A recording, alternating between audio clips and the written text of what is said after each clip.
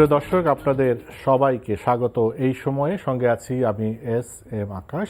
আমরা corona virus যে সংক্রমণ সে বিষয় নিয়ে আলোচনা করব। আপনারা নিশ্চয়ই জানেন যে করোনা সংক্রমণ যে কিছুদিন আগেও যে হারে যে সংক্রমণ ছিল এবং মৃতের হার যেটা ছিল সেটা আমরা দেখতে পাচ্ছি যে অনেকটাই কমে এসেছে। কিন্তু এটা আমরা খুব স্বস্তিতে যে থাকার বিষয় সেটা নয়, কারণ আমরা এখন যেটা দেখতে পাচ্ছি যে সরকার লকডাউন আছে, অনেক বিধিনিষেধ আছে, চলাচলের উপর বিধিনিষেধ আছে, কিন্তু ঈদকে সামনে রেখে আমরা যা দেখতে পাচ্ছি যে শপিং মলগুলোতে এত নিষেধাজ্ঞা দেওয়া সত্ত্বেও শপিং মলগুলোতে এখন উপচে পড়া ভিড়, এবং তার থেকেও বড় কথা হচ্ছে যে এত বিধিনিষেধ দেওয়ার পরও দূরপাল্লায় গাড়ি চলছে না, তারপরও ফেরি বন্ধ করে দেওয়ার পরও আপনারা দেখতে পাচ্ছেন যে প্রত্যেক দিনে ফেরিতে কি পরিমাণ উপচে পড়া ভিড়। এবং এটা যে ভারতের কথা যদি বলি তাহলে দেখবেন যে ভারতে যে ভয়াবহ অবস্থা হয়েছে। আমরা তখন দেখেছি যে নির্বাচন চলেছে, সেখানে বিভিন্ন ধর্মীয় অনুষ্ঠান চলেছে, কুম্ভ মেলা হয়েছে। যদি আমি এরকম তো অনেকে বলেন যে বাংলাদেশে তো প্রত্যেক দিনই যে নিউ মার্কেট বা যে বড় বড় শপিং মলগুলোতে, বসুন্ধরা মার্কেটে প্রত্যেক দিনই তো কুম্ভ মেলা হচ্ছে। আর যদি ঘাটের কথা বলি, ঘাটে তো কুম্ভ মেলার থেকেও খারাপ অবস্থা। তো এই জন্যে আমাদের আপাতত যে সংক্রমণ কমেছে করোনা ভাইরাসের, কিন্তু এটা কতদিন থাকবে সেটা নিয়ে একটা আশঙ্কা দেখা দিয়েছে। আর তার সাথে যোগ হয়েছে যে ভারতীয় ভেরিয়েন্ট, সেটা আনুষ্ঠানিকভাবে সরকার বলেছে যে বাংলাদেশে সে ভেরিয়েন্টটা দেখা দিয়েছে। সেটা আবার কতটা বিপজ্জনক হয়ে উঠতে পারে সেই সব বিষয় নিয়েও আমরা আলোচনা করব। আমাদের সাথে যোগ দিয়েছেন যুক্তরাজ্য থেকে biomedical scientist doctor Khandakar Mehedi আকরাম, যিনি senior research associate, Sheffield university, যুক্তরাজ্য। ডাক্তার খন্দকার মেহেদী আকরাম, আপনাকে স্বাগত জানাচ্ছি আমার অনুষ্ঠানে। আপনি নিশ্চয়ই খোঁজখবর রাখছেন যে সরকার আনুষ্ঠানিকভাবে বলেছে, কারণ ধরা পড়েছে যে আমাদের এখানে ভারতীয় ভেরিয়েন্ট ধরা পড়েছে, শনাক্ত হয়েছে, যেটা আমরা আশঙ্কা করছিলাম। যদিও সরকার সীমান্তে ব্যবস্থা নিয়েছে, কিন্তু তারপরও এটা এসেছে। তো এখন এই ভারতীয় ভেরিয়েন্টটা আসলে কতটা বিপজ্জনক, আর এটার বিপক্ষে যে আমরা যে এখন টিকা নিচ্ছি সেই টিকাটাই বা কতটা কার্যকর? ধন্যবাদ আকাশ ভাই, এবং ধন্যবাদ এনটিভি কে আমাকে আবারও আমন্ত্রণ জানানোর জন্য। আসলে হ্যাঁ, গতকালকেই আমরা জানতে পারলাম যে বাংলাদেশে ইন্ডিয়ান যে ভ্যারিয়েন্ট সেটা ডিটেক্টেড হয়েছে। আর এই স্যাম্পলটা আসলে নেওয়া হয়েছিল এপ্রিলের শেষেই। সো বলতে হবে যে বাংলাদেশে ইন্ডিয়ান ভ্যারিয়েন্ট তাহলে পাওয়া গেল সেই এপ্রিলের শেষে বা মের প্রথম দিকে, এই সময়টাতেই। সো এই ভ্যারিয়েন্টটা অ্যাকচুয়ালি ইন্ডিয়াতে আমরা যেটাকে ইন্ডিয়ান ভ্যারিয়েন্ট বলি, এটা অ্যাজ এ হোল আমরা ইন্ডিয়ান ভ্যারিয়েন্ট বলি, কিন্তু ইন্ডিয়ান ভ্যারিয়েন্টের ভেতরে বেশ কয়েকটি ভাগ রয়েছে। এটা একটু বোঝার দরকার আছে, কারণ এই ভ্যারিয়েন্ট গুলোর ভেতরে কিছুটা পার্থক্য রয়েছে এবং তাদের গুণগত মানও এবং তাদের সংক্রমণশীলতারও কিছু পরিবর্তন হয়। যেমন ইন্ডিয়াতে দুটো প্রধান ভ্যারিয়েন্ট, যেটাকে আমরা ইন্ডিয়ান ভ্যারিয়েন্ট বলি, দুটো প্রধান ভ্যারিয়েন্ট, একটা হচ্ছে B.1.617 আর একটা হচ্ছে B.1.618। এই দুটো ভ্যারিয়েন্টের ভেতরে B.1.617 এই ভ্যারিয়েন্টের আবার তিনটা সাবটাইপ রয়েছে। আমি কেন বলছি এটা, কারণ এটা একটা গুরুত্ব রয়েছে। এই সাবটাইপের ভেতরে একটা রয়েছে B.1.617.1, আর একটা হচ্ছে 2, আর একটা হচ্ছে 3। এই B.1.617.2 যেটা, এই ভ্যারিয়েন্টটা, পার্টিকুলারলি এই ভ্যারিয়েন্টটাই কিন্তু আসলে দ্রুত সংক্রমণশীল একটা ভ্যারিয়েন্ট, মানে দ্রুত বিস্তার করে, দ্রুত সংক্রমণ করে, আমরা বলি অতি সংক্রামক। এই নতুন যে ভ্যারিয়েন্ট, এই ভ্যারিয়েন্টটা ইন্ডিয়াতেও এখন অনেকভাবে বিস্তৃত পর্যায়ে ছড়িয়ে পড়েছে ইন্ডিয়াতে। সবচেয়ে মজার ব্যাপার হচ্ছে ঠিক এই ভ্যারিয়েন্টটাই ইউকেতে এখন এটাকে নামকরণ করা হয়েছে। পূর্বে এটা ছিল ভ্যারিয়েন্টস আন্ডার ইনভেস্টিগেশন, এখন এটা হচ্ছে নতুন করে এটাকে আপগ্রেড করা হয়েছে। ইউকেতে এটাকে এখন বলছে ভ্যারিয়েন্ট অফ কনসার্ন। কেন ভ্যারিয়েন্ট অফ কনসার্ন বলছে? কারণ তারা এখন এটা নিয়ে উদ্বিগ্ন। ভ্যারিয়েন্ট অফ কনসার্ন যখন একটা ভাইরাসকে ডেজিগনেট করা হয়, তার মানে হচ্ছে যেখানে এটা পাওয়া যাবে সেখানে ট্রেসিং করতে হবে, কন্টাক্ট ট্রেসিং করতে হবে। তো সেটা এখন ইউকেতে করছে। এই ভ্যারিয়েন্টটা যেটা বললাম যে B1 617.2, এই পার্টিকুলার ভ্যারিয়েন্টটাই আসলে বাংলাদেশে পাওয়া গেছে। অন্যান্য যে ভ্যারিয়েন্ট যেমন B1 618, এটা এখনো বাংলাদেশে পাওয়া যায় নাই। আর আরো দুটো সাবটাইপ যেমন B617.1 and 0.3, এ দুটো কিন্তু বাংলাদেশে এখনো পাওয়া যায়নি। বাংলাদেশে যেটা পাওয়া গেছে সেই ভ্যারিয়েন্টটা পার্টিকুলারলি দ্রুত সংক্রমণশীল। তার উদাহরণ কি, তার এক্সাম্পলটা কি? তার এক্সাম্পলটা হচ্ছে ইন্ডিয়াতে আমরা যদি দেখি এই পার্টিকুলার ভ্যারিয়েন্টটা ইন্ডিয়াতে কিন্তু মহারাষ্ট্রে এখন প্রায় 60%-এর উপরে মানুষ আক্রান্ত হচ্ছে এ দিয়ে, এবং ধারণা করা হচ্ছে যদিও ভ্যারিয়েন্ট সার্ভাইলেন্স ইন্ডিয়াতে অনেক লিমিটেড, তারপরেও ধারণা করা হচ্ছে যে এই ভ্যারিয়েন্টটা সম্ভবত ইন্ডিয়াতে এখন বিস্তৃত পর্যায়ে ছড়িয়ে পড়েছে এবং এই কারণে এই সংক্রমণের এত দ্রুত বৃদ্ধি। ঠিক একই ঘটনা আমরা দেখতে পাচ্ছি কিন্তু নেপালে ঠিক এই ভ্যারিয়েন্টটাই শনাক্ত হয়েছে এবং নেপালে এখন কিন্তু ভয়াবহ অবস্থা। নেপাল 3 দিক দিয়ে ঘেরা ভারত দিয়ে। সো নেপালে কিন্তু এখন ভয়াবহ অবস্থা। তারা কিন্তু এখন সাহায্য চাচ্ছে পৃথিবীর বিভিন্ন দেশে এবং WHO ব্যাপারে ওয়ার্নিং দিয়েছে এবং নেপালের অবস্থা এখন ইন্ডিয়ার মতোই। তাহলে ইউকের কথা কেন বলছি? প্রবলেম হচ্ছে ইউকেতে এপ্রিলের শেষের দিকে এপ্রিলের মাঝামাঝি ওই সময়টাতে, ফেব্রুয়ারি থেকে এপ্রিল এই সময়টাতে ইউকেতে 100-র উপরে 102 কিংবা 3টা এই যে ইন্ডিয়ান ভ্যারিয়েন্ট শনাক্ত হয়েছিল। আর এখন বর্তমানে আমি আপনাকে রিসেন্ট ডেটা দিচ্ছি যে 500-র উপরে ইউকেতে আপনার এই ইন্ডিয়ান ভ্যারিয়েন্টটা শনাক্ত হয়েছে। প্রবলেম হচ্ছে এই ইন্ডিয়ান ভ্যারিয়েন্টটা পার্টিকুলারলি যেটা বললাম 0.2, এই ভ্যারিয়েন্টটা এখন কিন্তু ইউকেতে প্রায় 11% মানুষ এই ভ্যারিয়েন্টে আক্রান্ত। তার মানে ইউকেতে যতগুলো ভ্যারিয়েন্ট রয়েছে তার ভেতরে ইন্ডিয়ার ভ্যারিয়েন্টটা এখন প্রিডমিনেন্ট। ব্রাজিলের ভ্যারিয়েন্টটা কমতে শুরু করেছে, ইউকের যে ভ্যারিয়েন্ট সেটা তো রয়েছে, আবার যেটা সাউথ আফ্রিকান ভ্যারিয়েন্ট ইউকেতে কিন্তু এখন অনেক কম, less than 2%। তাহলে ইউকেতে এখন সবচেয়ে বেশি ভ্যারিয়েন্ট বা প্রিডমিনেন্ট ভ্যারিয়েন্টটাকে সেটা হচ্ছে এই ইন্ডিয়ান ভ্যারিয়েন্ট, যেটা আমাদের বাংলাদেশে আসছে, যেটা ইন্ডিয়াতে এখন এই যে দ্রুত যে ক্যাটাস্ট্রোফ হয়েছে, যেটাকে আমরা বলি যে মহামারীর একটা বিপর্যয় ইন্ডিয়াতে হয়েছে এবং নেপালে এই একই ভ্যারিয়েন্ট। এই কারণে এই ভ্যারিয়েন্টটা এত গুরুত্বপূর্ণ। এই কারণে এই ভ্যারিয়েন্টটাকে নিয়ে এখন আমাদেরকে অনেক গুরুত্বপূর্ণ ডিসিশন নিতে হবে এবং আমাদেরকে এখন সতর্ক হতে হবে এই সময়, কারণ এই ভ্যারিয়েন্টটা উইদিন এ মান্থ, 1 মাসের ভেতরে কিন্তু সবকিছু পরিবর্তন করে ফেলতে পারে। এখন এটা কিভাবে কিভাবে ছড়ানো ঠেকানো যেতে হবে সেটা নিয়ে কথা বলবো, কিন্তু তার আগে যেটা আমি জানতে চেয়েছিলাম যে আমাদের যে টিকা আমরা নিচ্ছি এখন অ্যাস্ট্রাজেনেকা, তো এইটার বিরুদ্ধে কি কাজ করে এটা? এখন সবচেয়ে মজার ব্যাপার হচ্ছে, যেহেতু আমি আপনাকে বললাম যে B1 617 যে 3টা সাবটাইপ আছে, যে সাবটাইপটা বাংলাদেশে এখন ধরা পড়েছে, এই সাবটাইপটাই ইন্ডিয়াতে প্রিডমিনেন্ট এবং এই সাবটাইপটাই ইউকেতে এখন প্রায় 11%-এর উপরে শনাক্ত হয়েছে। এখন এটা নিয়ে গবেষণা হয়েছে ইউকেতে, এটা নিয়ে ল্যাবরেটরি গবেষণা হয়েছে।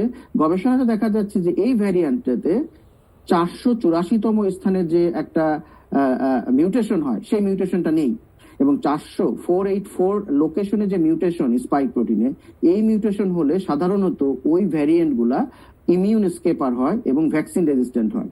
তো সবচেয়ে আশার বাণী হচ্ছে বাংলাদেশে যে ভ্যারিয়েন্টটা পাওয়া গেছে, এই ভ্যারিয়েন্টটাতে এই 484 লোকেশনে কোনো মিউটেশন নেই।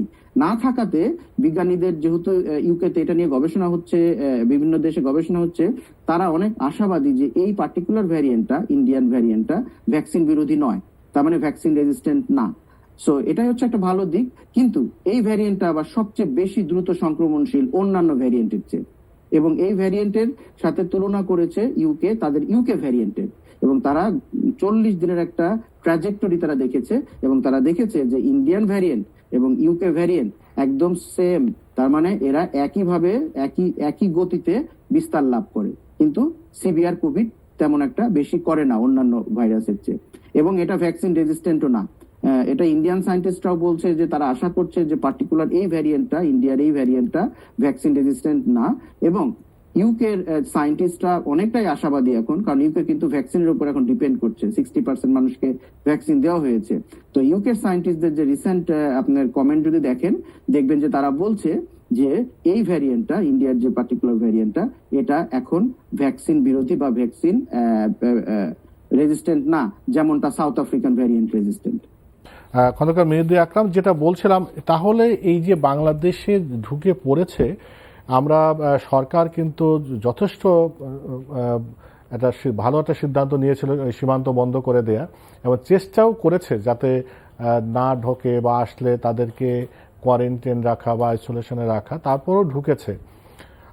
আমরা এই পর্যায়ে তাহলে আর কি কি করা দরকার যাতে এটা আসলে বেশি মাত্রায় ছড়িয়ে পড়ে ইন্ডিয়ার মতো আমরা ভয়াবহ একটা বিপজ্জনক পরিস্থিতি না পড়ি?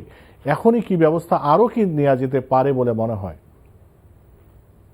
আসলে গভর্নমেন্ট যে ডিসিশনটা নিয়েছে যে 14 দিন সকল ধরনের বর্ডার ক্লোজ করে দিয়েছে ইন্ডিয়ার সাথে, এটা একটা ভালো উদ্যোগ এবং আমি মনে করি যে এটা একদম বর্ডার বোধহয় আনটিল ফার্দার নোটিস বন্ধ থাকবে। হ্যাঁ, আরো 14 দিন এক্সটেন্ড করেছে, সম্ভবত এটা আনটিল নোটিস থাকবে এবং নেপাল থেকেও আসতে দিচ্ছে না। এগুলো ভালো উদ্যোগ, কিন্তু একটা জিনিস বুঝতে হবে, ইউকে তে কিন্তু এখন 11% ভ্যারিয়েন্টই কিন্তু ইন্ডিয়ান ভ্যারিয়েন্ট এবং এটা বাড়ছে দ্রুত গতিতে বাড়ছে। সো ইউকে থেকেও কিন্তু ইন্ডিয়ান ভ্যারিয়েন্ট বাংলাদেশে আসতে পারে। সো সব দিকে নজর রাখতে হবে। সো আমি যেটা মনে করি যে বাংলাদেশে এখন ভ্যারিয়েন্ট সার্ভেলেন্সটা করা খুবই জরুরি এবং যেসব জায়গায় ইন্ডিয়ান ভ্যারিয়েন্ট গুলো এখন ডিটেক্ট হবে, আমরা কিন্তু জানি যে কোন কোন জায়গায় পোটেনশিয়াল প্লেস, যে কোন কোন জায়গায় ইন্ডিয়ান ভ্যারিয়েন্ট আসতে পারে। আমরা যদি সময়ের সাথে তুলনা করি, তাহলে একটা ইন্ডিয়ান ভ্যারিয়েন্ট যদি এপ্রিলে ঢোকে, তাহলে এটা বিস্তার করতে কতটুকু সময় লাগবে, এটা একটা সুন্দর ক্যালকুলেশনের মাধ্যমে বোঝা যায়। তো সেক্ষেত্রে আমরা স্ট্র্যাটেজিক এলাকাগুলোতে এখন ভ্যারিয়েন্ট সার্ভেলেন্স চালাবো। স্ট্র্যাটেজিক এরিয়া বলতে যেটা বোঝা যায়, সেটা বোঝার জন্য নেপালকে দেখতে হবে। নেপালে দেখা গেছে নেপালের যে বর্ডার অঞ্চলগুলো ইন্ডিয়ার সাথে সংযুক্ত, মানে ইন্ডিয়ার থেকে পৃথক বর্ডার, সেই জায়গার অঞ্চলগুলোতেই কিন্তু ইনফেকশন প্রথমে শুরু হয়েছে। তো ধারণা করা হচ্ছে যে ওই জায়গাগুলোতে আবার নতুন ভ্যারিয়েন্টও পাওয়া গেছে। ধারণা করা হচ্ছে যে ওই সব জায়গা থেকে এখন পুরো নেপালে ইনফেকশনটা ছড়িয়ে পড়ছে। সেই মডেলটা এখন বাংলাদেশেও আমরা খেয়াল করব যে বাংলাদেশে অ্যাক্সেস পয়েন্ট কোথায় ছিল। আমাদের বর্ডার অঞ্চল কিন্তু 3 দিক ইন্ডিয়ার সাথে। সো এই 3 দিকে যে জেলাগুলো রয়েছে, পার্টিকুলারলি ওয়েস্ট বেঙ্গলের সাথে যে জেলা এবং আসামের সাথে যে জায়গাগুলো, এই জায়গাগুলো আপনি দেখেন যশোরে কিন্তু 2টো কেস পাওয়া গেছে ইন্ডিয়ান ভ্যারিয়েন্টে। সো এইসব স্ট্র্যাটেজিক এলাকাগুলোতে এখন আপনার সংক্রমণ হলেই তাদেরকে ভ্যারিয়েন্ট সার্ভেলেন্স করতে হবে। করে যদি দেখা যায় যে ওইসব জায়গায় ইন্ডিয়ান ভ্যারিয়েন্ট ধরা পড়েছে, তাহলে ওই পুরো অঞ্চলটা, তার মানে ওই জেলাটি আপনার কন্টেইন করে ফেলতে হবে, কন্টেইনমেন্ট করতে হবে। কন্টেইনমেন্ট করলে কি হবে, ওই এলাকার থেকে অন্য এলাকায় ইন্ডিয়ান ভ্যারিয়েন্ট ছড়াতে পারবে না। আর 12 দিনের ভেতরে, যেহেতু 12 থেকে 14 দিনের ভেতরে ওই ভাইরাসটা যেহেতু আপনি ধ্বংস হয়ে যায়, সেহেতু ওই ইন্ডিয়ান ভ্যারিয়েন্টটা আর দেশের ভিতরে ছড়িয়ে পড়বে না। এটাকে বলা হয় যে যেখানে ইনফেকশন হবে সেখানে আইডেন্টিফিকেশন করে ট্রেসিং এর মাধ্যমে ওই অঞ্চলটাকে কন্টেইন করা। এটা যদি করা যায় তাহলে এটা সবচেয়ে ইম্পর্টেন্ট থিং। এটা করলে দেশের ভেতরে ওই সব বর্ডার এলাকা থেকে আমাদের ইনল্যান্ডে, আমাদের দেশের মধ্যাঞ্চলগুলোতে এই ভাইরাসটা, ইন্ডিয়ান ভ্যারিয়েন্টটা ছড়িয়ে পড়বে না। এটা এখন সবচেয়ে জরুরি। মিউটেশন সার্ভেলেন্স, অঞ্চল ভিত্তিক, plus contact tracing and containment, এটা হচ্ছে যে প্রধান। আর স্বাস্থ্যবিধি এখন মানাটা খুবই জরুরি। তার কারণ হচ্ছে ভ্যারিয়েন্ট যেটাই হোক, এদের বিস্তৃতি সেই একই পদ্ধতিতে, শ্বাস প্রশ্বাস, ড্রপলেট, কন্টাক্ট মানে টাচ এর মাধ্যমে। এগুলো এখন স্বাস্থ্যবিধি ফলো করে যদি মানুষ চলে, তাহলে এটা ছড়াবে না। আর যেটাকে বলা হয় যে ইন্টার ডিস্ট্রিক্ট কানেকশন ব্রেক করা, এই ইন্টার ডিস্ট্রিক্ট কানেকশন ব্রেক করা, যাতে আন্তঃজেলা বাস চলাচল বন্ধ করা যায় বা এসব বন্ধ করা যায়, তাতে কিছুটা নতুন ধরনের ভ্যারিয়েন্টের বিস্তার এবং ট্রান্সমিশনটা বন্ধ করা সম্ভব। সেই ক্ষেত্রে যেটা করতে হয়, সেক্ষেত্রে একটু স্ট্র্যাটেজিক হওয়া উচিত। কিছু কিছু জেলায় যেখানে যেখানে এখনো সংক্রমণ নাই, সেসব জেলা কিন্তু সেফ জোন রেখে, যেসব জেলাগুলো রিস্কি জোন, সেসব জেলাকে মার্ক করে সেফ জোন থেকে রিস্কি জোন কমিউনিকেশনটা ব্রেক করা, এটা করা দরকার এখন। একদম ন্যাশন ওয়াইড লকডাউন দিয়ে, এবং সেটা যদি এইভাবে রাখা হয় যে মানুষ ইচ্ছে মতো ফেরিতে কিংবা তাদের যানবাহনে ছড়িয়ে পড়ছে, তাহলে এই লকডাউনে খুব একটা সুফল আসবে না। এখন দরকার হচ্ছে অঞ্চল ভিত্তিক লকডাউন এবং স্ট্র্যাটেজিক লকডাউন, আমার কাছে তাই মনে হয়। তাহলে এই এখন সেটা তো অবশ্যই আমার মনে হয় যে বাংলাদেশে যারা আছেন, যারা এখানে এগুলো দেখভাল করছেন, তারা অবশ্যই এটা করবেন আমার মনে হয় বিভিন্ন দেশে অভিজ্ঞতা এবং এতদিনে এই অভিজ্ঞতাগুলো হয়েছে আমার ধারণা। কিন্তু মূল এখন যে বিষয়গুলো দাঁড়াচ্ছে, আপনি যেটা বললেন যে যে সীমান্তে যে সব ডিস্ট্রিক্টগুলো আছে ওইগুলো কন্টেইনমেন্ট করা বা ওখানে বেশি নজরদারি করা, কোনো সংক্রমণ হলে সেটাকে ট্রেসিং করা বা সার্ভেলেন্স করা। কিন্তু ঈদ যাত্রা তো আপনি দেখেছেন, সরকার এত চেষ্টা করেও ফেরি বন্ধ করে আপনার বিজিবি মোতায়েন করে রাস্তাঘাট বন্ধ করে দিয়েও জনগণকে ঠেকানো যায়নি। তারা দেশের বাড়িতে ফিরে গিয়েছে এবং তারা আবার একইভাবে ঢাকায় ফেরত আসবে। কেউ না কেউ যদি এই ভেরিয়েন্ট, ইন্ডিয়ান ভেরিয়েন্ট নিয়ে ঢাকায় ফেরে কর্মক্ষেত্রে, তাহলে তো এটা কি বিপর্যয়, তখন কি করা? এটা তো বিপর্যয়। আপনি যেমন বললেন যে কুম্ভ মেলা ইন্ডিয়াতে হয়েছে, ধরেন আমরা জানি ব্যাপক লোক সমাগম। তো আমরা বাংলাদেশেও তো দেখছি ব্যাপক লোক সমাগম। আমরা শপিং এলাকাগুলোতে, শুধু যে শপিং মল তা না, শপিং এলাকাগুলোতে ঢাকার যেখানে যেখানে দেখছেন, শুধু ঢাকা না, বিভিন্ন মফস্বল অঞ্চলগুলোতেও এই একই অবস্থা। তো শপিং অঞ্চলগুলোতেও মানুষের গ্যাদারিং। আর যানবাহনে করে এক জায়গা থেকে আরেক জায়গা যাওয়া, এবং তারা তো ঢাকায় রিটার্ন করবে, তারা কি ইন্ডিয়ান ভ্যারিয়েন্ট নিয়ে ঢাকা বা আরবান এলাকাগুলোতে চলে আসবে কিনা, এটা এখন একটা মাথা ব্যথার কারণ। এখন এটা আসলে বাংলাদেশের মানুষের ভেতরে যতক্ষণ জনসচেতনতা সৃষ্টি না করা যায়, ততক্ষণ শুধুমাত্র বল প্রয়োগ করে মানুষকে বন্ধ রাখা কঠিন। বিশেষ করে এই সমস্ত ঈদ উৎসবের সময় এটা একটা ট্রেডিশন যে ঢাকা থেকে মানুষ তাদের যার যার অঞ্চলে যায় এবং সেখানে ঈদ করে আবার ফিরে। একটা জিনিস কিন্তু খেয়াল করতে হবে যে এই যে যারা যাচ্ছে তারা একটা নির্দিষ্ট ক্লাসের মানুষ এবং তারা প্রতি বছর এই কাজটা করে। তাদেরকে এটা বন্ধ করতে গেলে যে যেই পদ্ধতি বা ব্যবস্থা নেওয়ার কথা ছিল সেখানে কিছু ল্যাকিং রয়েছে। আপনার যদি দূরপাল্লার যানবাহন বন্ধ করেন, তাহলে নদী পারাপার কেন বন্ধ করা হলো না? এটা একটা গুরুত্বপূর্ণ ব্যাপার। মানুষ এখন সোশ্যাল মিডিয়ার যুগ। একজন মানুষ যখনই দেখে যে ফেরিতে পার হওয়া যাচ্ছে সাধারণ মানুষ, তখন কিন্তু অন্যজন উৎসাহী হয়ে সে আবার তার দেশের দিকে যাত্রা করছে। তো এটা যদি বন্ধ না করা যায়, তাহলে মানুষ মুভমেন্ট বন্ধ করা যাবে না। সেক্ষেত্রে যেটা দরকার ছিল যে ফেরি কমপ্লিটলি ক্লোজ করা, শুধুমাত্র এসেনশিয়াল যেসব মাল পরিবহন এবং অ্যাম্বুলেন্স এবং পুলিশের গাড়ি এসব পারের জন্য একটা দুটো ফেরি রাখা যেত। সেক্ষেত্রে মানুষ নিরুৎসাহিত হতো, কিন্তু এখন কিন্তু মানুষ উৎসাহিত হচ্ছে যে না, পার তো হওয়া যায়, তারা সামহাও যাচ্ছে। তো এসব বেশ কিছু সমন্বয়হীনতা এবং আমি মনে করি মানুষের ভেতরে জনসচেতনতার চরম অভাব, এবং এর ব্যর্থতা আমাদেরকে অনেকটাই নিতে হয়, কারণ আমরা তাহলে ব্যর্থ হয়েছি তাদের ভেতরে জনসচেতনতা সৃষ্টি করতে। এই কারণে মানুষ আসলে মানছে না, রুল মানছে না। রুল দিলেও এই ধরনের রুল মানুষ মানে না যতক্ষণ পর্যন্ত মানুষের ভেতরে একটা সচেতনতা সৃষ্টি না করা হয়। সো অবশ্যই এখানে বিপদ রয়েছে। তবে আমি মনে করি এখন যারা যারা ঢাকাতে ফিরবে, তারা যদি অ্যাটলিস্ট যেসব যেসব জায়গায় তারা কাজ করে, ওই যেসব যে কর্মক্ষেত্র, তাদের এলাকার কর্মক্ষেত্রের যে যারা নিয়ন্ত্রণে রয়েছে, তারা যদি তাদেরকে মনিটর করে যে যারা যারা দেশে গিয়েছিল তারা ব্যাক করার পর তারা আবার করোনায় আক্রান্ত হয়েছে কিনা, এটা যদি একটা অ্যালার্মিং এর মাধ্যমে গভর্নমেন্টকে জানানো যায় যে যারা যারা দেশে ফিরেছিল তাদের ভেতরে 4 জনের 10 জন আমার কোম্পানির থেকে গিয়েছিল, তাদের 3 জনের করোনা হয়েছে, ওই স্যাম্পল গুলোকে যেন গুরুত্ব সহকারে নেওয়া হয় যে তারা আবার আপনার করোনার নতুন কোনো ভ্যারিয়েন্টে আক্রান্ত কিনা। তারপরে অঞ্চল ভিত্তিক আমরা যদি জানি কেউ যশোরে গিয়েছিল এবং যশোর থেকে ব্যাক করেছে, তাকে কিন্তু আমাদেরকে স্পেশাল একটা মনিটরিং এ রাখতে হবে, কারণ যে অঞ্চলে গিয়েছিল সেই অঞ্চলটাতে কিন্তু আপনার ইন্ডিয়ার ভ্যারিয়েন্ট রয়েছে। সো এই যে কিছু স্ট্র্যাটেজিক ইনফরমেশন, এগুলো দিয়ে অনেকটাই ট্রেসিং করা সম্ভব যে এই যে যশোর, ঝিনাইদহ বা বর্ডার অঞ্চল থেকে যারা এসেছে ঢাকায়, তাদের করোনা হচ্ছে কিনা এবং তাদেরকে স্পেশাল একটা কেয়ারে রাখা। আমি মনে করি এটা করে অনেকটা সম্ভব কিছুটা ট্রান্সমিশন ব্রেক করা। আর ব্যাপক পরিমাণে এখন আপনার সিকোয়েন্সিং করা আপনার এই মিউটেশন ডিটেকশনের জন্য, এটা এখন আমি মনে করি গুরুত্বপূর্ণ।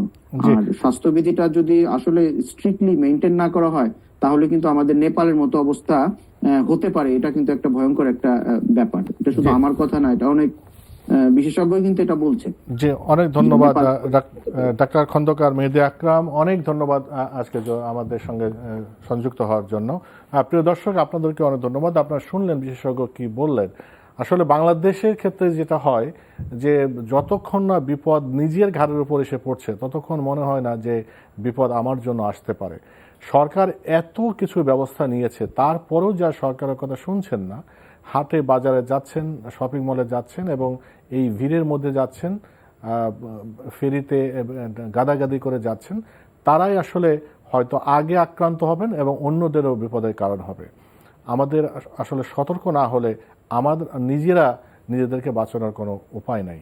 আসুন আমরা সবাই সতর্ক হই। পাশের দেশ আপনারা দেখছেন, ইন্ডিয়াতে কি অবস্থা, নেপালে কি অবস্থা, এখনই আমাদের সতর্ক হতে হবে। আসুন সবাই স্বাস্থ্যবিধি মেনে চলি, করোনা সংক্রমণ রোধ করি। আমার জন্য, আপনার জন্য, আমার পরিবারের, আপনার পরিবারের সবার জন্য শুভকামনা।